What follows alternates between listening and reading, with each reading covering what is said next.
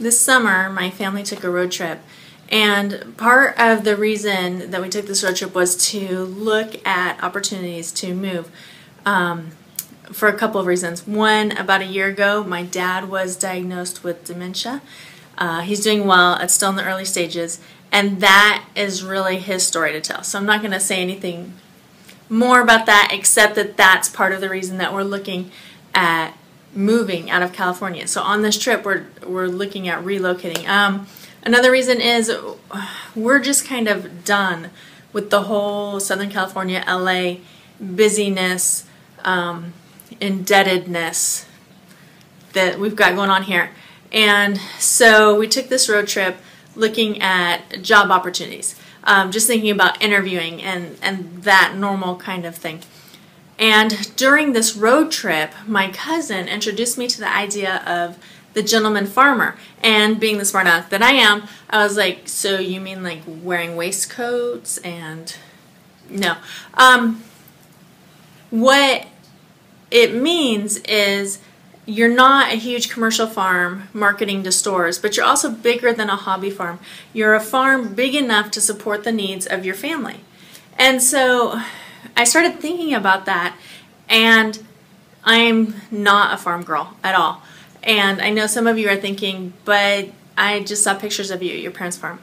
My parents bought that farm after they retired. I really grew up mostly in the city. We always had animals, but I basically haven't a clue.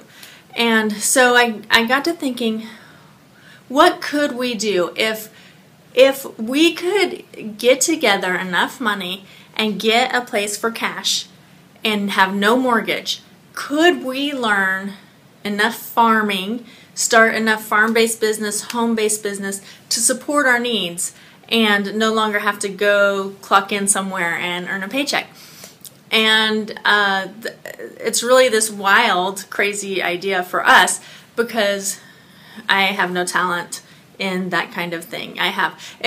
Some of you might remember my attempt at gardening, and I had like golf ball size bell peppers, and my cucumbers were all wacky shapes, and tomatoes, the one thing that everybody can grow, I couldn't grow.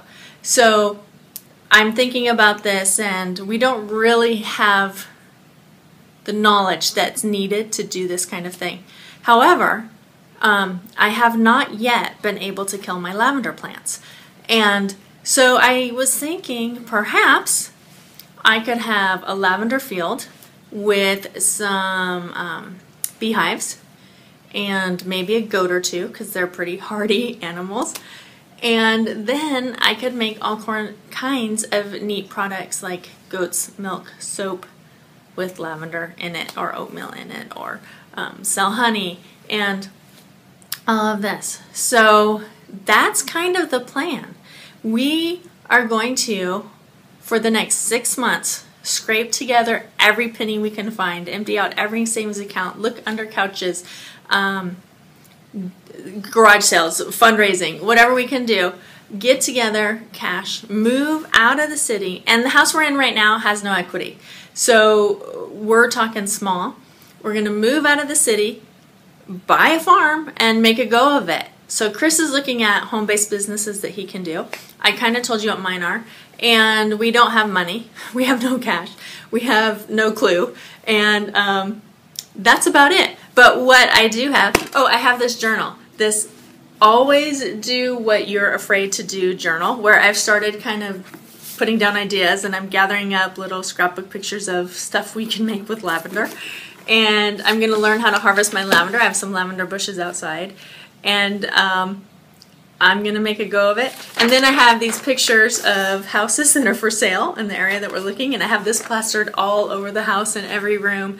I took it to work with me today, so that this is why we're working, to get to this. And that is our crazy adventure that we're going to start off on. I'm going to have this YouTube channel, Not a Farm Girl. You can visit my blog, which is notafarmgirl.blogspot.com. And I'm going to have a fundraising page. So if you have money and you just want to donate money to us to help us get started and leave the city and go to the farm, that's great.